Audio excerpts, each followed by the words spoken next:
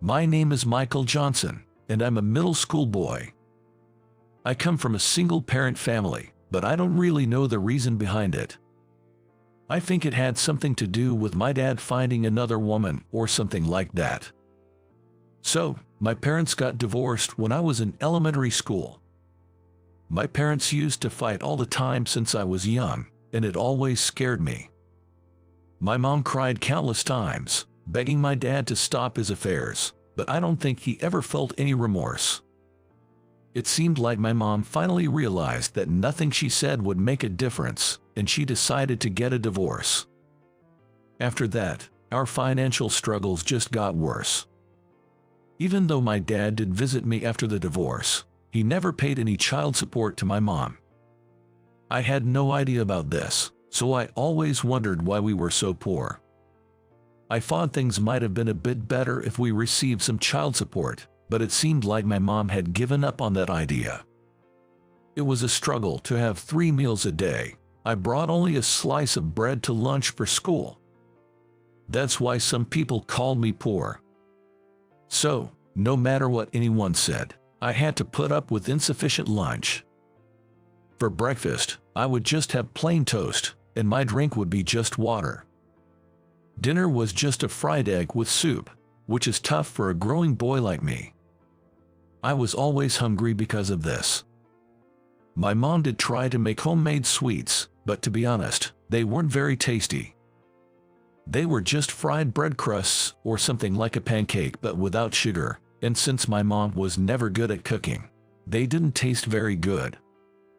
But I couldn't waste them or make my mom feel bad, so I ate them anyway. I imagined other families might spread jam on their bread or turn bread crusts into sugary rusks, but we couldn't afford such luxuries. I was always craving sugar, so I would secretly lick a little bit of the sugar my mom used sparingly, just to satisfy my cravings. I hated my dad for not paying child support, which made us live this poor life. I also thought that if my mom had been a bit more assertive with my dad, maybe she could have gotten some child support. But I couldn't really blame her. She was exhausted from work every day, so it was impossible for her to say anything. Then, I started middle school. I attended the local public middle school. We were so poor that we couldn't afford new uniforms or a school bag, so my mom asked an older boy in our neighborhood for hand-me-downs. They weren't too worn out, but obviously, they weren't new either. But it didn't seem to matter much at school since many kids were using their siblings' old stuff. Our school had uniforms, but things like socks, shoes, coats, and scarves were up to us. So everyone wore what they liked. My shoes were cheap ones that my mom bought for just $10. But there was one girl who was different. Her name was Alicia Whitehill, and she was in my class. Alicia always wore these expensive-looking leather shoes. Many girls wore sneakers, but I think most of them were synthetic leather. But rumors said Alicia's shoes were tailor-made by a craftsman and cost hundreds of dollars per pair. I remember my mom saying our rent was $300, so the fact that Alicia wore shoes more expensive than our rent was unbelievable to me. Even the logo on her socks seemed too fancy for a middle schooler. Later, I found out that brand was really expensive, and I was amazed that someone could wear such things. Alicia was considered one of the top people in the school caste system, and everyone said she was beautiful and wanted to be like her. It seems she was the daughter of some company's president, so it's understandable why everyone admires her. Indeed, Alicia was beautiful, and I secretly thought she was pretty cute too. Her hair was always so well kept and shiny, and her skin was white and clear, just like a doll's. Every time I passed by her, I caught a whiff of a pleasant scent, probably from some girly shampoo she used. The shampoo at my house was the cheapest one from the drugstore that my mom and I shared, and I didn't really like its smell. It even smelled a bit like chemicals, to be honest. Frankly, I thought it smelled like something an old man would use. Driven by a strong desire to escape this life of poverty, I focused intensely on my studies. I hoped that someday I could attend a prestigious high school and then a top university, which might lead to a job at a leading company. My older cousin, Jack, who was several years my senior, had attended the top high school in our state and then went on to a famous university in New York. Jack had landed a job at a major bank and was earning a decent salary, as he told me. Even though we were cousins, Jack always treated me kindly due to the age gap. I aspired to become a successful man like Jack, earning enough to ease my mother's burdens. According to Mr. Harrison, my teacher, there were ways for children from single-parent families to attend high school and university without spending much money, so I aimed for scholarships and honors programs. After school, I would go to the nearby state library every day. And there, I would often see Alicia. "What are you doing here?" she asked one day. Well, exams are coming up, so I thought I'd study for them," I replied. "That's great. Can I study with you? I'm a bit weak in math, and you're good at it, right? Could you help me?" she asked. Sure, that's fine," I said, and we studied together in whispers. Alicia had set aside the novel she was reading to learn math from me. "See, the product of the outer terms and the inner terms is correct, so DE equals BC. Try multiplying this part," I explained. "I see, this makes it easy. Thank you, I get it now," she said with relief. "Glad to hear it. Now let's try solving this equation," I suggested. "Okay, I'll give it a try," she agreed. Studying with Alicia made my heart race. I couldn't help but wonder if her closeness meant she liked me. Our elbows touched, and I secretly hoped she had feelings for me. The girly scent coming from her only added to my excitement. Being a teenager, I couldn't help but wish for a girlfriend, especially when some of my peers already had significant others. I imagined what it would be like if Alicia were my girlfriend, perhaps having library dates every day. Feeling my face turn red, I looked down to hide it. "Why are you looking down?" she asked. "Oh, it's nothing. Should we head home? It's about dinner time," I suggested. "Oh, right. I should get going before my mother starts to worry," she said. So you do say, mother. You really are a lady," I thought to myself. "Let me walk you part of the way," I offered. As I walked her home, I was amazed by the size of her mansion. The house was so large it felt more like a mansion, and the grounds seemed incredibly expansive. Walking from the gate to the parking area and the front door was so far that I felt a bit dizzy from the vastness. "See you, bye," she said as we parted. "Jer, thanks, bye," I replied.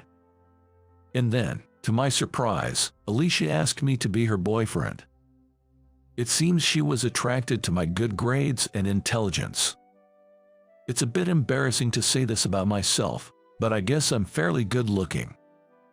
You could say I'm what people call handsome. I was thrilled that she liked me and felt like I was on cloud nine. When we planned a date, I realized I had no decent clothes. The clothes I had from elementary school either didn't fit or were patched up, clearly showing our financial struggles. I was grateful that my mom had fixed them, but I couldn't wear those on a date. So, I asked my cousin Jack if he had any clothes from his middle school days. He said I could come over and take what I needed. So, I got some clothes from my cousin Jack, but they were clearly outdated. The jeans seemed more worn out than stylishly distressed. I thought maybe I could pass them off as intentionally vintage, so I decided to lie about it. The shirt was faded, and the print was peeling off. I figured I could just claim it was part of the vintage vibe. As for shoes, I only had my usual worn-out, cheap sneakers, so I decided to wear those. On the morning of the date with Alicia, I was excited. I was a bit nervous but happy about going on a date with a girl. I planned to use the allowance my mom gave me to take her to a burger joint. For someone from a poor, single-parent family like me, even a burger place was a treat. When I arrived at the meeting place, Alicia was already there, waiting. She looked elegant and pretty in a white bag, a pink dress, and a cardigan. Her stylish shoes made me regret my outfit choice. I felt shabby in comparison, and I felt bad for Jack's clothes. What's with that outfit? Isn't it kind of unfashionable? Alicia giggled at my outfit. Until then, I thought my poverty was a secret from my classmates, as I always wore the best clothes I had at home. Well, this is just some vintage stuff I've been into lately, I lied. That's a lie, right? You just got those from somewhere, didn't you? Eh? It's so obviously hand-me-downs. Did you think you could fool me? Well, this is, Look, I don't want to be mean, but you're from a single-parent family, right? You probably got those from a friend or relative. Oh, how embarrassing. No, these are from my cousin, and I don't want to hang out with someone dressed so poorly. It's embarrassing. If people think I'm dating someone so poor, I'd be mortified. Everyone will just stare and laugh. I'm going home. This was a waste of time. Alicia, wait, please. Goodbye, Michael. This is farewell. Thank you for everything. Alicia walked away, leaving me behind. I was sad to return home without even starting the date. But how did she know I was from a single-parent family? Since we first met at the library and I walked her home in my uniform, I didn't think I looked that poor. Someone must have told her about my family situation. Since I had the best grades in my class, there were a few who resented me. Kyle and Dylan were among them. They were always speaking ill of me, so they must have been the ones filling Alicia's head with nonsense. I despised both Kyle and Dylan. Afterward, Alicia ignored me in class and the hallways. She even made disparaging remarks about me. She would say the classroom smelled because of me, and open the windows, with Kyle and Dylan laughing crudely. It smells so bad. Must be someone who doesn't bathe, like a certain someone. We better open the windows. Yeah, it stinks because of that certain someone. Seriously, it's unbearable. Let's open all the windows. This ordeal continued, making my life a living hell, and incredibly, I ended up in the same class with Alicia, Kyle, and Dylan for 3 whole years. By the time I was in the 9th grade, I had become the most disliked student in my year. When our collected money went missing, Alicia blamed me. It must have been Michael because he's poor. He probably wanted it for his living expenses. Yeah, Michael must have stolen it. He's capable of that. Exactly. It had to be him. What a lowlife. Isn't that right, Michael? I didn't do it. I would never steal anything. You really don't know when to give up, do you? Poor people like you shouldn't even speak to Alicia. But I really didn't do it. Shut up. Only someone at the bottom would steal, right? Wait, I really didn't do it. Please believe me. But who else could the culprit be but you? Come on, confess. At that moment, when I didn't know what to do, Sophia, the class rep, came to my rescue. Why don't we ask Mr. Harrison to check again? It might have been misplaced. Sophia. We always put the collected money in that bag, but maybe it was put somewhere else this time. So, our homeroom teacher, Mr. Harrison, searched everywhere once again. It turned out that the money had already been put in the safe. It was terrible that I was almost blamed due to Mr. Harrison's oversight, but thanks to Sophia, I wasn't blamed in the end. Time passed, and I became a college student. Thanks to my academic excellence, I was able to attend university with a scholarship that covered my tuition. However, I still had to work part-time jobs to cover the costs of textbooks and transportation, as the scholarship didn't cover everything. My mom was working too, but we couldn't stretch our budget as before, so we were still living in poverty. Eventually, I graduated from university and entered the workforce. When I was about to turn 30, I noticed an invitation to a middle school reunion on Facebook, so I decided to read it. I don't have many good memories from middle school, but I'd like to see the people who were nice to me. Maybe I'll go. When I arrived at the venue, everyone was already having a good time inside. The married women had their maiden names on their name tags, so it was easy to recognize who was who. I thought to myself how people seemed to have changed yet remained the same. There was a nostalgic feeling seeing everyone's familiar faces. As I looked around, I saw Alicia sitting and drinking. Alicia's name tag still read white, which indicated she was still single. It seemed Kyle and Dylan were also single and were sitting around Alicia, completely smitten. Alicia noticed me and came over. "Oh, if it isn't Michael. Long time no see, what's with the suit?" Well, I came straight from work. I was supposed to be off today, but I got called in suddenly." "Hot work, you say? As if a job held by someone from a poor, single-parent background like yours could be anything significant."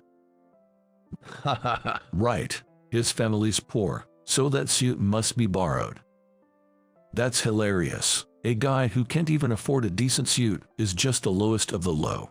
Pathetic, Michael. It's so presumptuous for someone who's actually poor to wear something like that. The ragged look suits poor people better. This is more like it. Here." Alicia then splashed her beer on me, laughing loudly. Kyle and Dylan joined in the laughter. I was soaked from my head to my chest. "This is fun. You're the best, Alicia." "Yes, absolutely hilarious. Poor people should dress the part, right?" "Poor people should look the part." "Yeah, right. Michael, you should go home dressed like that. Crawl back home like the bottom dweller you are." Alicia seemed drunk, swaying unsteadily. She might have been drinking before the reunion. Kyle and Dylan looked down on me, smirking, which infuriated me. I really wished these annoying guys would just disappear. I decided to head to the restroom. There were paper towels there, and I could use them to dry off. Just then, I ran into Sophia. She looked shocked. She used to wear braids and glasses in middle school, but now she had a bob cut and likely wore soft lenses. I recognized her from her name tag, but it took me a second to realize who she was. She seemed even more beautiful than before, and I found myself feeling a bit smitten. "Hey, Michael, what happened to you? Why are you all wet? What on earth happened?" "Well, you see," Alicia threw her beer at me. "What? She poured it on you? That's terrible. How could she do such a thing? That's the worst." As I was trying to dry myself off with paper towels in the restroom, Sophia helped me out. But then, Alicia came after us, intending to pour beer on Sophia as well. She was holding a beer bottle, grinning smugly. It was a defiant smile. I quickly stepped in front and grabbed the beer bottle firmly. Suddenly, there was a commotion outside, and then Kyle and Dylan burst in. "Wow, a Rolls Royce. Isn't that from Alicia's family? It's the first time I've seen such a luxury car. Seriously, it's amazing. It really is a luxury car. Alicia's family is really something else. Man, I wish I could ride in it." Kyle and Dylan were making a fuss about seeing a Rolls Royce, a luxury car. Well, a Rolls Royce isn't exactly a car people see driving around every day, so their surprise was understandable. "Oh, I wonder if that's my father's car. But my father doesn't own a Rolls Royce. What's going on? Maybe he bought it today. Hee. Maybe he's trying to surprise me." Alicia went outside to check the Rolls Royce, but the chauffeur came out and said, "Mr. Johnson, your car is ready." Alicia looked stunned. "Eh? That's Alex, my company's chauffeur. Believe it or not, I'm actually a company president." "What? You're a president, Michael? That's not funny. There's no way you could own such a car and have a chauffeur. You were just a poor kid from a single-parent family." "Well, I was poor, but I worked hard since then. I boosted my performance at the first company I joined after graduating and then went independent. It's been incredibly profitable. I bet I'm earning more than your dad now. Ever heard of X Technical Solutions? Wait, X Technical. That's a really famous venture company. Yeah, that's my company. I don't show my face in the media, but I do a lot of interviews. Oh, and we do business with White Engineering too. That's my father's company. Yeah, I guess you didn't know. Well, it looks like you don't work, so you probably never thought about who I might be. To think you did all that without realizing I'm one of your father's business partners. Please, I'm sorry. Just don't do anything that might disadvantage my father. Please, I'm begging you. What to do? I've been hearing some bad rumors lately. Maybe it's time to cut losses. Please no, listen to me, please. I'm going to leave now. I was about to go home anyway, that's why I called my chauffeur, so, goodbye. Wait, please. Sophia, if you want to leave too, you're welcome to ride with me. You probably don't want to stay here any longer, right? Really? Then maybe I'll take you up on that offer. So, I paid for both our admission fees and decided to head home. Sophia kept thanking me all the way in the car. Thank you for earlier. I thought I was going to get beer poured on me too, but you saved me just in time. And thank you for paying the admission fee. No problem at all. Thank you, Sophia, for helping me clean up my soaked suit. I hope I didn't stain your clothes or anything. Are they okay?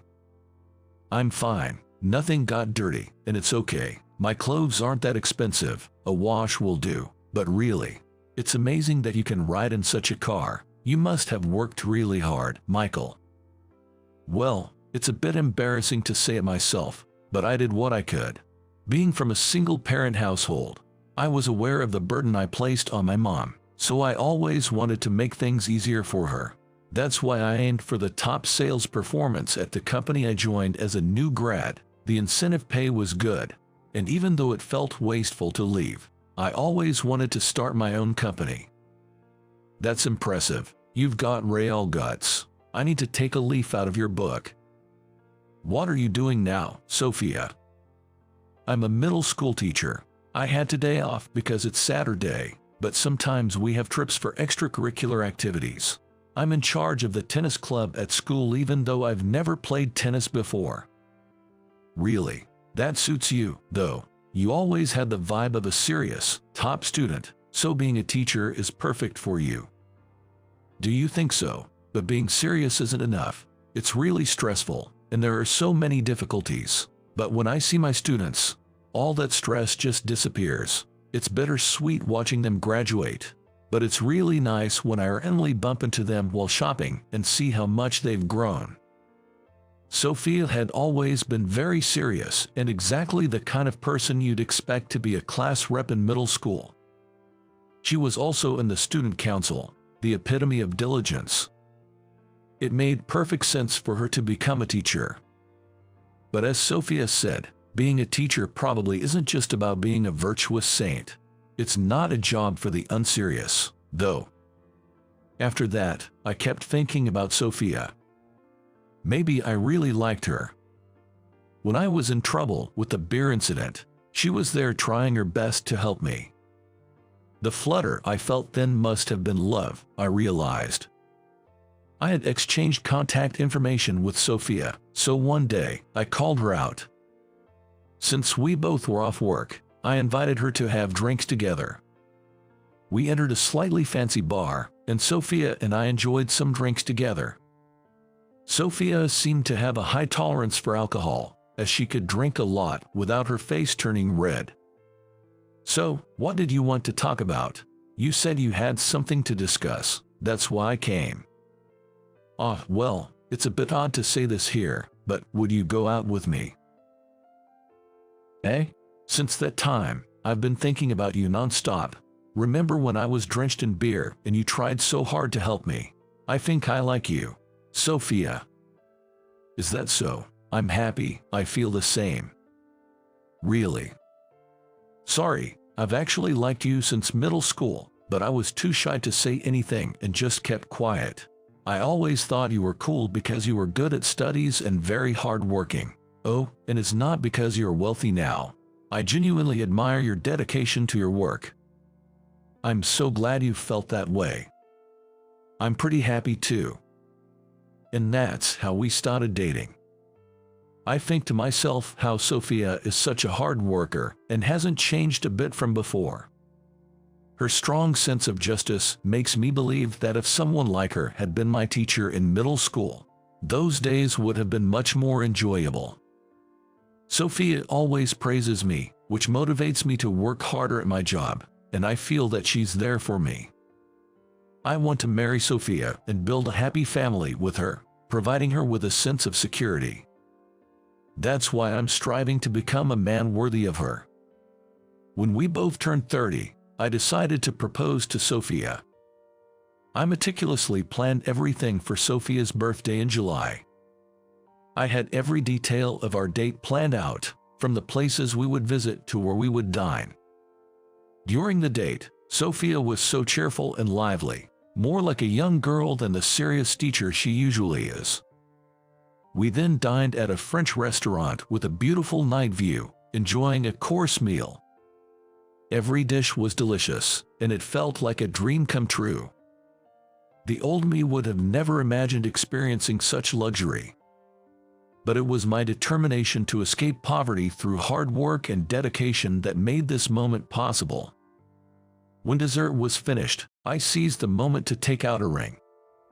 It was the engagement ring I had chosen. Sophia, this is my way of showing you how I feel. Would you marry me? I promise to love and cherish you for the rest of our lives. Please, will you be with me? Is this? Please, I'll make you happy. I'm so happy. Michael, I'll do my best to be a good wife too. Let's support each other as husband and wife. Thank you, Sophia. I love you. Me too. I love you. Following this, we visited each other's parents. I'm earning quite a bit now, so I've built a house for my mom. So, we're no longer living in that rundown apartment. My mother now lives comfortably in her own home. She seemed to like Sophia a lot, repeatedly thanking her to be with me. Sophia's parents also approved of me, which made me happy. They didn't hold any prejudice against me for being from a single-parent family and praised my efforts. Eventually, Sophia and I got married and now live together. I never wanted to constrain my wife, so I didn't ask her to quit her job. She could stop working if she wanted to, but if she wished to continue teaching, I would support her decision. I wanted to respect her choices. We no longer do business with White Engineering. It wasn't out of spite, but due to unfavorable rumors, which led to us cutting ties. The company was involved in tax evasion, and it seems that tax authorities have started an investigation. It's likely that Alicia's family will face tough times ahead. But as for us, we're living happily, and the past doesn't matter much anymore. We hope to continue enjoying life together and maybe start a family.